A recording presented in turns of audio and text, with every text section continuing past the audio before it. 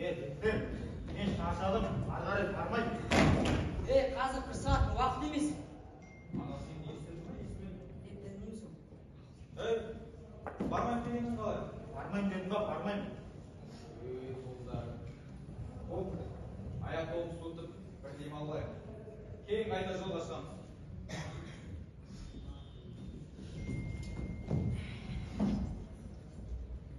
Жолдың жартысын ғана жүрдік. Алдымыз шегелі тымалыз. Соған аман сен жету керек. Ой сенде майдана жаржат дейсің.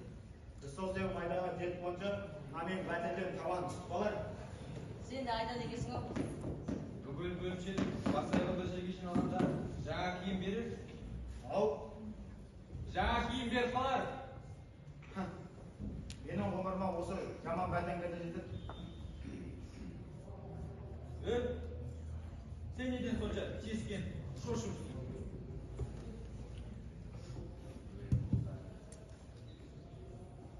Саған қастандық жасап жүрген кім? Саған қастандық жасап жүрген кім дейді? Саған қастандық жасап жолыңды қия басып жүрген кім?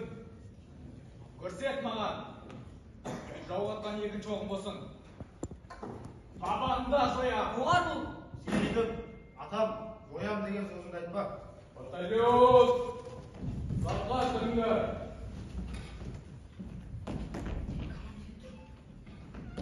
Жылдамда бас аяғын сарбаз. Мұхаммед! Мен.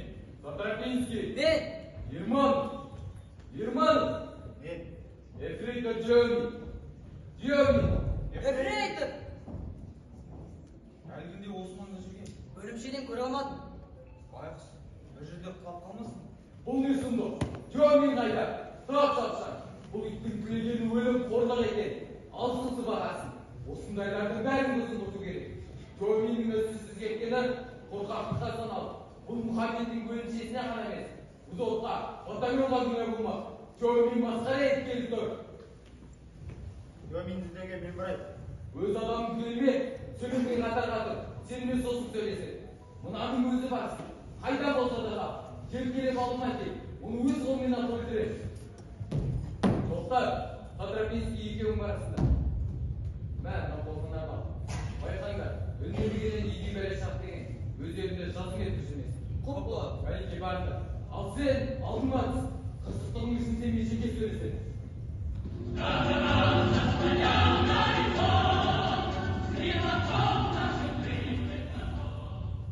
Ол алысқа кете қойған жоқ. Ауыр әкіммен алысқа алмайды. Сен былай қабаттас жүрмей, сен 4-5 қадам кейін ілесе отыр. Оның ойында не барын кім біледі?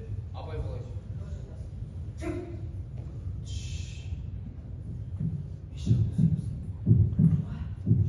Мұнда бізден басқа біреу бар.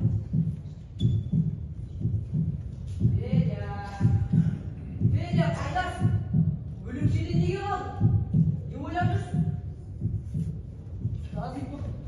Мына не қылып жүрсің? Артымнан аңдыған қызыл көз бәлем сен екенсің ғой. Жолама ағасыма. Атам, өлтірем. Ақыма, есіңді жи. Бала-шағаңды ойла. Қашқын, сатқын атанып, аз өлмесің бе? Не оттап тұрсың? Сатқынды көрсетем.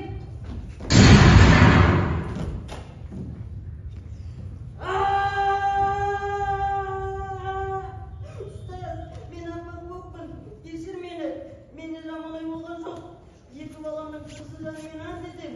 Бір-екі күнде жарамды жазып алып бөлімшені сендерді қуып жетем деп ойладым. Рас айтам. Қасында кім бұл? Сержан, сен де осындай екенсің ғой. Маған қашқын, сатқын деп жаманаттап қуып келгендеріңді енді білдім. Сенің қасында кім болды? Басқаны қосып айтем, жалғызмын. Жазаңды жасай бер. Қашқын де, сатқын де, мейлі, өзің біл. Кім екеніңді кейін шешеміз. Тұр шапшаң. Сержан, бүйтіп әуреге түспей. Қашқын екен, сатқын екен. Осы жерді аттасда, жолдастарыма қарауға бет жоқ. Кім екеніңді кейін шешеміз. Тұр тез. Қазір бөлімшеден кешіксек, қашқын әкесін сонда көресің. Джо мен түсініксіз халде келе жатқан. Біраз уақыт желесі Власовтың сөзін еске алды. Жараңды жазып тынығып ал, 2-3 күннен кейін өзім алып кетем.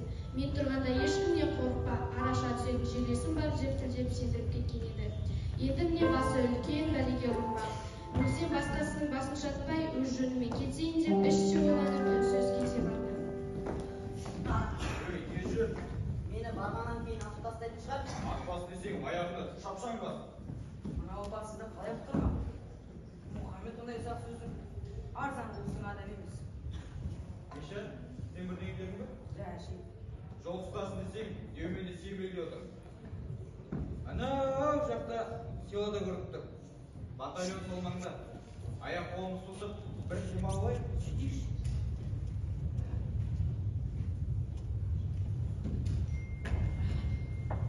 Ұстаз, аш қарынға су ішкен пайдалы дейді.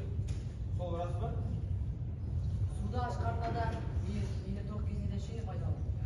Мен судан гөрі уды қалаймын. Адам тапқыр қарады. Судан әрі жүре алмаймын. Бірде бір қадам баспаймын. Неге? Жолдастарымды көруге бет жоқ. Оны қойшы. Балаларымнан ұят болып. Ит өлімнен қашқанымды қайдан білсін? Сержант, сен балалар үйінің үстіндесің. Сенің ата-анаң болмаған екен, сені үкімет асырады. Рухыма барар. Ақымақ, саған мылтық түрмедіңдер. Шеберіңді атып қайып жаттың. Сонда не болды? Фашистке кім соқса? Сен мұндай ақымақ сөздерді доғар. Одан да мен жақсылам тыңда. Қазір біз бөлімшеге барамыз. Сен өзіңді ешбір оқиға болмағандай еркін ұста. Иә, лейтенантты білесің. Қашпаға қадамға деп шу шығарады. Бірақ өз басы жақсы командир. Сен оған назарыңды аударма. Барлық уақыт айтатын сөзің тек мынау болсын. Есімнен танып құлап қалыппын. Сол күйі қанша мезгіл өткенін білмеймін. Есімді жиып жан-жағыма қарасам, ешкім жоқ. Зәрем қашып айқай салдым. Сонда ұстаз бен сержант келе қалды. Үшеуміз бөлімшенің бүгін қожетті тегейсің. Мұхаммед, сен? Иә, ұстаз. От көңеп тұрсын демексің ғой. Ауыр қылмысты бүркегенің үшін. Алдымен жазаға өзің естесің. Соны ұқтың ба? Ауыр жаза алдыңғы шек болар. Одан ары жібермес. Ал оны мен өзім де тілеп керек. Бізге епіспен соқтасын, дежеттер емес, солдат керек. Мен Деуменнің адалдығымен кісіге сенемін. Бұл жөнінде таныспай-ақ қояйын. Рас айтасың ба? Бұл жақсылығыңды ешқашан ұмытпаймын. Сен бүкіл ұрпағыма таңба салар масқарадан құтқардың. Білем, аз ғана айдың. Бірақ Сіздер солдатсыз, өзіңізге жауап берейін. Ұстаз, Деуменнің қарын бізге қайтарып бер. Араға 40 минут сала сержант Каршыловқа тапсырманың орындалуын қысқаша баяндап өтті. Лейтенант, қараңғыда адам іздеу қиын екен. Біз әулиеге түсіп, Деумен іздеп жүрген кезде, ол қолтық атып белгі берді. Қолтық атып белгі берді деген не ол? Ол жауды жоюға арналған. Ол не, бұйрықты білмеген? Оны Деуменнің өзі айтсын. есімнен танып қалыппын. Қанша уақыт жатқанымды білмеймін. Есімді жеп қарасам, барлығы кетіп қалыпты. Қорыққанымнан бірден айқай салдым. Ешкім жауап қайтпады. Өзімнің жалғыз қалғанымды сонда білдім. Сол уақытта ұстаз Сатрапинский мен сержант бен тауып алды. Үшеуміз бірге бөлімшеде бүгін болып жеттік. Бұны өзің шығардың ба? Әлде саған біреу үйретті ме? Оған ұстаз дедер. Мен кісіге сенгенді жақсы көремін, жолдас лейтенант. Кейде бұндай әңгімеге сенуге болады. Жаныңда жүрген жолдасының не ақылы, не кісілік болмаса қандай қорып десең. Бөлімшеде бұндай адам болмағанын қаламаған шығарсың. Мейлі, солай болсын. Сонда өкініп қалды. Соңғы сөзді сіз бен лейтенант. Әлеге жоқ. Кісінің тағдыры шешілер қиын ұстау сәтте. Оған болысып көмектесу жақсы қасиет әрине. Арыстан жүректі арлы жігіттер ғана солай жасай алады. Бірақ кейде отпен ойнап кетесің. Күтпеген жерден абыройыңнан айырылып, бір жолы өшіп жоқ болып кетесің. Ал бізге өмір сүруге. Өлсең де қор өлмен алды. Ақталмай-ақ ой. Жай майданда жолдас болған соң өзін ескерді. Сол бейтаныс капитан қорғаштамаған да Деуменнің шырмаудан шығуы қиын еді.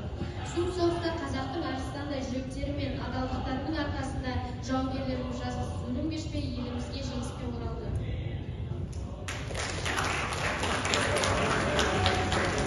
Бар шықпай